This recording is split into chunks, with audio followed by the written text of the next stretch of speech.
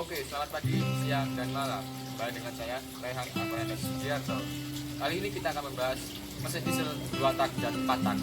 Oke, jangan lama-lama lagi, kita akan simak seperti berikut.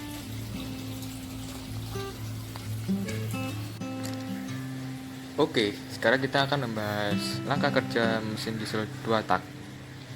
Mesin ini hanya memiliki 2 langkah kerja piston untuk 1 kali pembakaran. Ketika piston naik, katup red valve akan terbuka yang mencampurkan bahan bakar. Karena tekanan crankcase lebih rendah dari tekanan udara luar, dengan berbarengan itu, pada dapur pacu terjadi kompresi di TMA atau titik mati atas.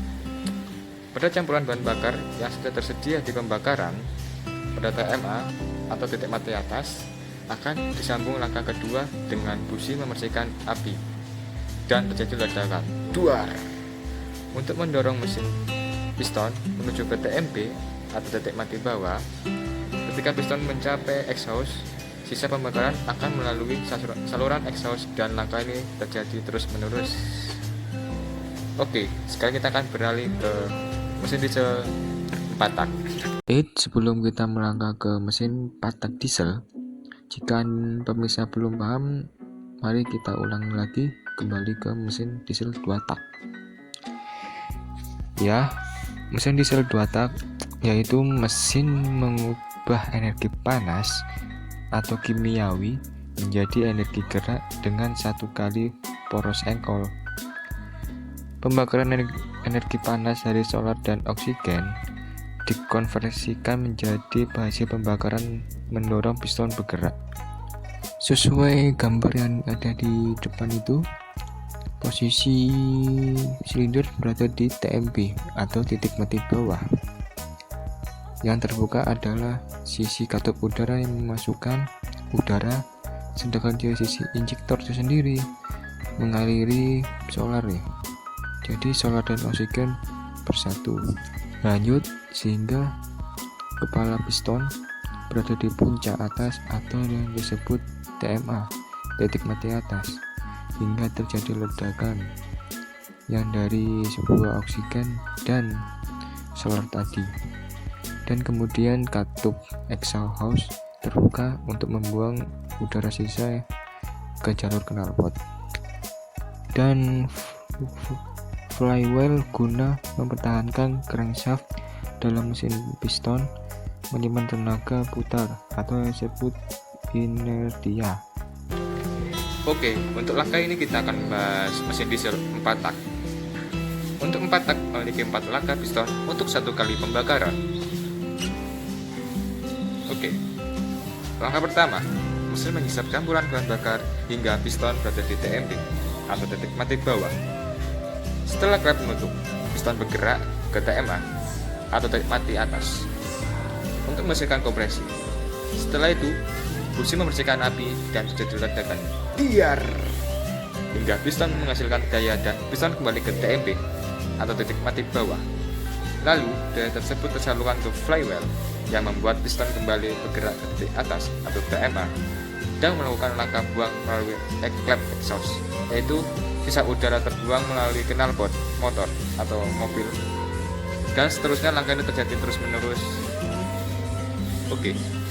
Oh iya, tambahannya, dari video tersebut saya belum menjelaskan macam-macam yang ada di mesin diesel 4 tak, yaitu ada valve, injektor, cylinder block, piston, connecting rod, atau valve.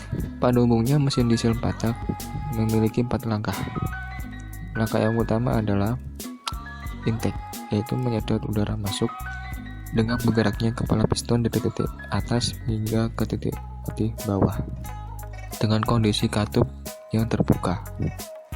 Langkah kedua adalah kompresi atau tekan. Langkah ini kepala piston dari titik mati bawah bergerak ke titik mati atas dengan kondisi katup keduanya tertutup. Menyusutnya volume ruang bakar membuat kompresi udara mengalami kenaikan tekanan udara sangat tinggi dalam itu. Langkah ketiga adalah langkah pembakaran. Dalam ini, injektor menyemprotkan bahan bakar ke dalam ruang bakar hingga kepala piston menyentuh di titik titik mati bawah yang dari tadinya di titik atas. Langkah keempat adalah buang exhaust. Mulanya dari titik mati bawah piston menuju ke titik mati atas, dibarengi dengan terbukanya katup buang menyebabkan sisa udara yang terbuang keluar dengan compression ratio atau kompresi rasio. Yang kedua, saya akan menjelaskan displacement volume piston dan clearance volume. Oke, simak video berikut ini. Rasio kompresi pada mesin pembakaran dalam atau mesin pembakaran luar adalah nilai perwakilan rasio volume ruang pembakaran dari kapasitas terbesar hingga kapasitas terkecil. Nilai ini adalah spesifikasi mendasar bagi semua mesin. Pada umumnya, dalam mesin piston, rasio yang dimaksud adalah rasio antara volume silinder dan ruang pembakaran piston pada titik MB atau titik MA. Misalnya, silinder ruang bakar dengan kapasitas 1000 cc udara. Ketika piston telah dipindahkan ke silinder dan volume tersisa dalam kepala atau ruang bakar menjadi 100 cc, maka rasio kompresi akan menjadi 1000 banding 100 atau bisa dibulatkan jadi lebih kecil lagi 1 banding 10. Itu kompresinya. Volume displacement adalah volume langkah torak adalah dari posisi torak yang berada di TM di titik mati bawah hingga saat torak berada di TM di mati atas. Piston ini merupakan jumlah silinder atau jumlah total displacement. Pada umumnya, engine yang memiliki volume torak yang besar maka akan menghasilkan output tenaga juga lebih besar lagi.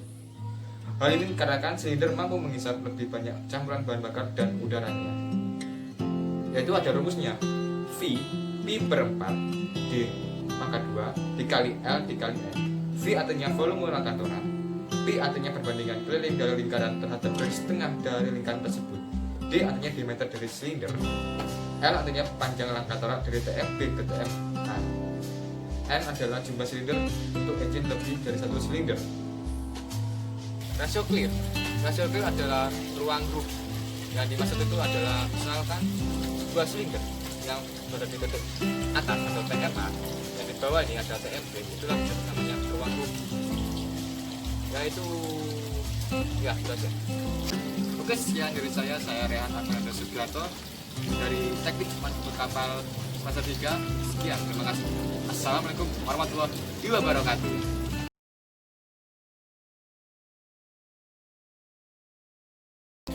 Oke, kelebihan dan kekurangan mesin 2 tak yaitu adalah kelebihannya dulu ya. Kelebihannya itu adalah boros. Boros kenapa? Karena mesin 2 tak sekali putaran menghasilkan tenaga lebih dari 4 tak. Yang kedua adalah polusi, karena 2 tak ini memakan oli samping, membuatkan asap yang hitam, membuatkan polusi yang tercemar. Oke, ya, kelebihannya itu adalah yaitu tenaganya instan, biar PM atas lebih dari 4 tak. Iya, kekurangannya sudah terjadi, lupa. Kekurangannya itu motor ini mesin 2 tak itu boros. Contohnya saja motor ini ini 2 tak tapi boros banget, tapi tenaganya instan. Oke, contohnya senting motor ini bukan diesel ya, ini bensin 2 tak. Bisa dilihat dari 2 tak ini oli samping, udah knalpot, jemputnya knalpot keong ya, gitu ini. Kita coba starter ya.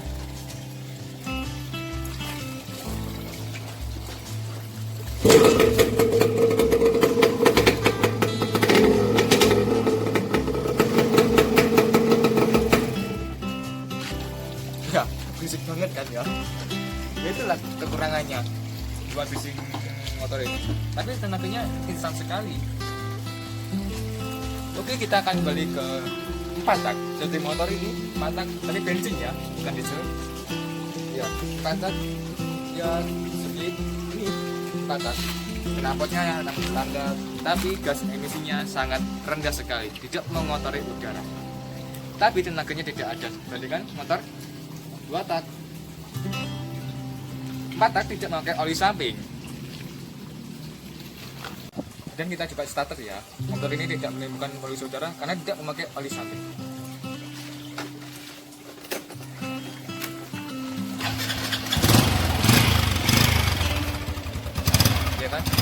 tapi tenaganya tidak ada sekali dibandingkan 2 tak.